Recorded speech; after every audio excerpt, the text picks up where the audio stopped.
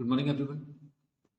बच्चों आज कर रहे हैं हम लोग क्लास 11th का ये 9th चैप्टर है, that is sequences and series. और आज हम करेंगे एक्सरसाइज 9.3 का क्वेश्चन नंबर 25। तो पढ़ते हैं, देखते हैं क्वेश्चन क्या कह रहा है। If a B c and d are in GP show that this equation. Question कह रहा है अगर ए बी सी और डी ये चारों टर्म्स जो है वो जीपी बनाती है। जैसे सपोज कीजिए हम बात करें जीपी की, तो जैसे 2 2 2 ज़ा 4 2 ज़ा 8 2 ज़ा 16। तो ऐसे ही ये इस न्यूमेरिकल वैल्यू देने की जगह पे इसने अल्फाबेट्स दे दिए a B c and d. वो बोल रहा है ये चारों जीपी बनाते हैं। क्वेश्चन के according a B C d GP बनाते हैं, जीपी में है। अब वो यहां पर ये नहीं कह रहा है बच्चों कि ये first second third and fourth term है, हमें ये बिल्कुल नहीं पता। लेकिन ये जो भी टर्म है वो जीपी ही बनाती है। जैसे सपोज कीजिए मैं इसको आगे बढ़ाऊं, यहाँ पे 16 2 ज़ा 32 2 ज़ा 64 2 ज़ा 128। मान लीजिए मैं इसमें गैप ले लूं और मैं टर्म उठा लूं 2 8 फिर 32 फिर 128। तो आप देखेंगे ये जीपी की कॉन्जिक्यूटिव टर्म्स नहीं है, 1 2 3 4 वाली टर्म नहीं है। ये देखिए कौन सी है, पहली टर्म है, ये तीसरी है, ये पांचवी टर्म है। लेकिन फिर भी ये जीपी बना रही है। देखिए 2 4 ज़ा 8 8 4 ज़ा 32 32 4 ज़ा 128। तो यहाँ पे हमें ये नहीं पता कि ये first second third fourth term है, लेकिन ये जो भी टर्म्स होंगी उस जीपी की, कोई सी भी टर्म हो, लेकिन वो आपस में मिलकर भी जीपी ही बना रही है। ठीक है, तो प्रूव करने के लिए कह रहा है आपको कि आपको ये इक्वेशन प्रूव करनी है। तो शुरू करते हैं हम लोग।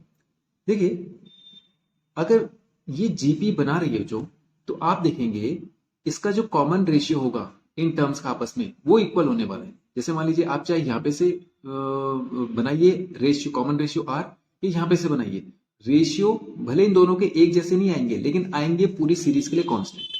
कहना क्या चाह रहा हूं मैं, जैसे मान लीजिए ये 4/2 है, तो 4/2 का कितना आ रहा है 2, तो यहाँ पे यानी कॉमन रेशियो कितना है 2 का। 16 2 ज़ा 32 32 2 ज़ा 64 64 2 ज़ा 128, कॉमन रेशियो 2 हो गया। यहाँ पे कॉमन रेशियो 4 हो गया, लेकिन पूरी सीरीज के लिए कॉमन रेशियो कांस्टेंट होने वाला है। ठीक है, तो वैसे ही अगर ए बी सी डी यहां पर जीपी में है, तो इसका मतलब ये चारों से जो मैं कॉमन रेशियो निकालूंगा वो भी कांस्टेंट होगा। समझ रहे हैं आप? जैसे मान लीजिए यहाँ पे 8/2 किया था, ये आ रहा था ना कॉमन रेशियो 4। 32/8 किया तो भी 4 आ रहा था। इसका मतलब अगर मैं ऐसा करूं, इसका कॉमन रेशियो निकालूं b/a, तो क्या वो c/b के बराबर होगा? बिल्कुल होगा। यानी 8/2 करूंगा तो वो 32/8 के बराबर ही तो होगा। 2 4 ज़ा 8, 32/8 करेंगे तो 8 4 ज़ा 32, और 128/32 करेंगे तो भी 4। आप देख रहे हैं कॉमन रेशियो क्या आ रहा है, सब में इक्वल आ रहा है।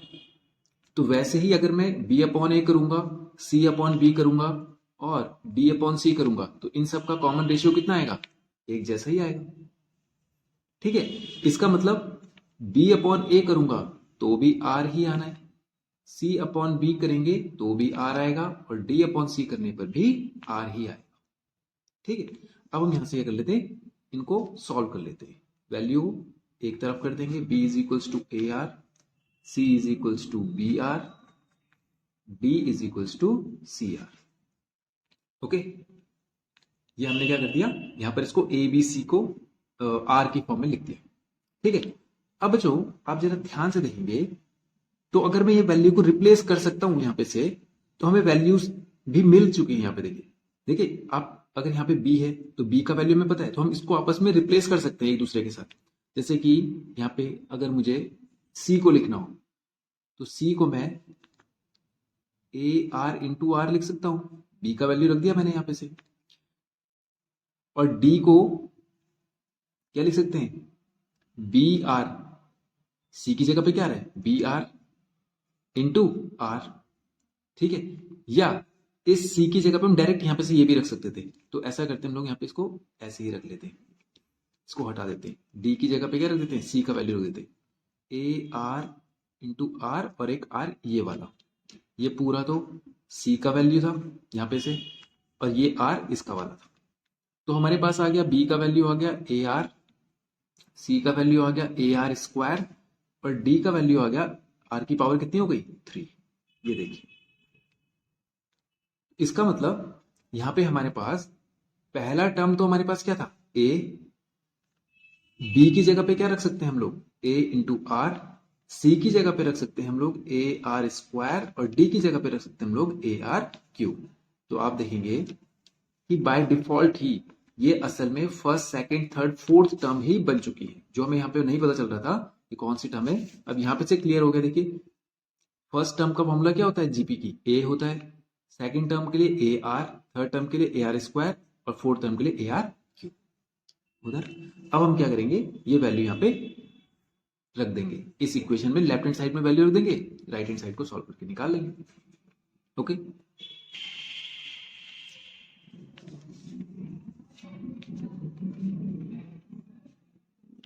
तो ए की जगह पे तो ए ही आएगा, ए स्क्वायर प्लस बी की जगह पे क्या आएगा हमारे पास, यहां पे से वैल्यू रखेंगे ए आर का होल स्क्वायर, सी की जगह पे रखेंगे हम लोग कितना गया था ए आर स्क्वायर का स्क्वायर। ओके, इसको ये वाला ब्रैकेट लगा देते हैं और फिर बी की जगह पे क्या रखेंगे हम लोग ए आर का स्क्वायर प्लस सी की जगह पे रखेंगे ए आर स्क्वायर का स्क्वायर और प्लस डी की जगह पे रखेंगे ए आर क्यूब का square. Okay,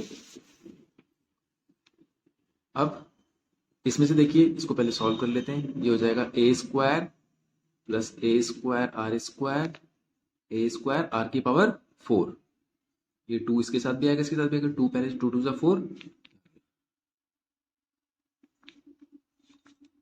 A square R square plus A square R की power 4 plus A square R की पावर 3 2 जा 6। पावर की पावर मल्टीप्लाई होती है, आपको पता है।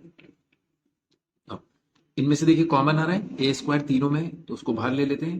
यहाँ पे बचेगा 1 plus are square plus are की पावर 4। इसमें से भी देखिए ए स्क्वायर कॉमन आ रहा है और आर स्क्वायर भी कॉमन आ रहा है। देखिए देखिए जो जब भी आप तीनों में कॉमन लेंगे, कॉमन हमेशा मिनिमम पावर ली जाती है, ठीक है ना। तो मिनिमम पावर क्या है यहाँ पे, ए आर सब में कॉमन है, ए आर सब में आ रहा है, तो ए की मिनिमम पावर तो 2 ही है और आर की मिनिमम पावर है 2। मिनिमम पावर कॉमन ले लिए, यहाँ क्या बचेगा 1 2, ए की पावर 2, ए की पावर 2 थे तो वो हम दोनों बाहर ले चुके हैं, तो यहाँ पे ए तो कुछ नहीं बचेगा। आर में से 4 में से 2 मैं बाहर ले चुका हूं, तो यहाँ पे कितना बचेगा 2 बचेंगे। 6 में से 2 बाहर आ चुके, ए तो पूरा बाहर आ गया, 6 में से 2 बाहर आए तो कितने बचे 4।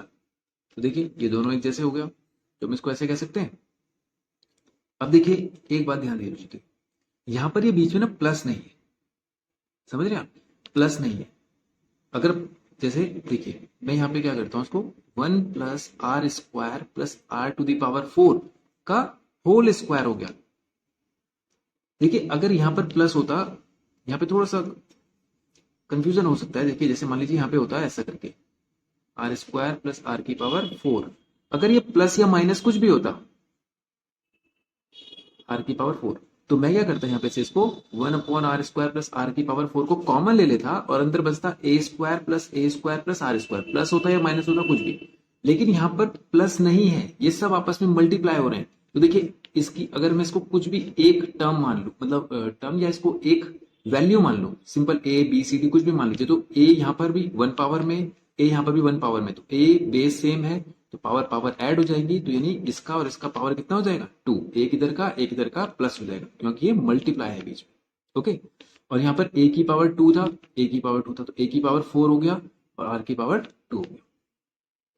ठीक है, तो अब ये बताइए क्या ये जो स्क्वायर है, क्या इसको हम ऐसा लिख सकते हैं into r into a square का, इसको ऐसा कर देते हैं हम लोग, इसका होल स्क्वायर लिख सकते हैं कि नहीं। देखिए ये स्क्वायर था तो इसको मैं बाहर ले गया और इसमें से 4 में से एक 2 बाहर ले गया हूं, 2 का 2 बाहर ले गया हूं, तो यानी यहाँ क्या बचेगा, यहाँ तो कुछ भी नहीं बचेगा, पावर 1 बचेगा। यहाँ पे 4 में से 2 मैंने बाहर कॉमन ले लिया है तो कितना बचेगा, 2 बचेगा, और आर में से 2 थे, 2 के 2 बाहर ले लिया तो यहाँ पे केवल 1 बचेगा। इस तरह से इसको लिखा जा सकता है। ठीक है, बस अब इसके बाद हम इसको सॉल्व कर लेंगे। देखिए अब ये आ गया हमारे पास ए स्क्वायर आर, तो इसका मल्टीप्लाई जब हम इसके साथ करेंगे अंदर तो ये आ जाएगा A square R plus A square, एक आर यहां पर है, 2 आर यहां पर है, तो आर की पावर 3 ए स्क्वायर और आर की पावर कितना हो जाएगा 5 का होल स्क्वायर। समझ रहे आप? अब इसको या इसको यहां पे लिख लेते हैं, क्या हम इसको ऐसे लिख सकते हैं, ए स्क्वायर आर, इसको ए इंटू ए आर लिख सकते हैं भाई, अलग अलग कर दिया इसको, plus A into A R cube लिख सकते हैं, या ऐसा कर लेते हैं, एक आर यहां पे से भी कॉमन ले लेते हैं, इसको 2 लिख लेते हैं, एक आर कॉमन ले लेते हैं। क्यों कर रहे हैं अभी आपको पता चल जाएगा, पर इसमें से एक ए ले लेते हैं और 2 आर ले लेते हैं, तो ये बचेगा इंटू ए आर की पावर 3 इसका होल स्क्वायर। ऐसा क्यों किया, देखिए ए आर जो याद है आपको, ए आर हमने किसका वैल्यू निकाला था, बी का वैल्यू निकाला था, इसका मतलब ए आर की जगह पे हमने बी रख दिया। ए आर स्क्वायर देखो क्या था, सी था, ए आर और ए आर की जगह पे क्या था, ए आर की जगह पे बी था, तो बी इंटू सी हो गया, प्लस ए आर स्क्वायर की जगह पे क्या था, सी था, इंटू ए आर क्यूब की जगह क्या था, डी था, ये तो आपको पता चल गया होगा, है ना। तो देखिए बन गया ना right hand side, A B plus B C plus C D का whole square is equals to right hand side. समझ में आ गया आपको? बस यहाँ पे आपको थोड़ा सा ध्यान देना है कि इसको हमने यहाँ पे ब्रेक करना है इस हिसाब से, ताकि ये ए बी की फॉर्म में आ जाए। और एक आपने यहाँ पे ध्यान देना है, ये वाला जो ये मल्टीप्लीकेशन वाला है कि हमने इसकी पावर 2 क्यों किया, इस वाले टर्म में आपको ध्यान देना है। ओके ठीक है बच्चों, तो इस वीडियो में आज हम इतना ही करेंगे, तो नेक्स्ट क्वेश्चन करेंगे अगले वीडियो। Thank you.